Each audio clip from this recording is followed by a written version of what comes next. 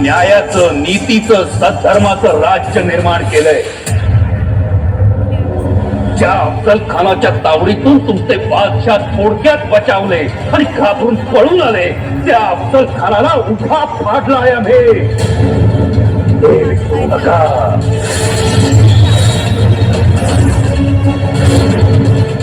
आमचा अपमान करतात.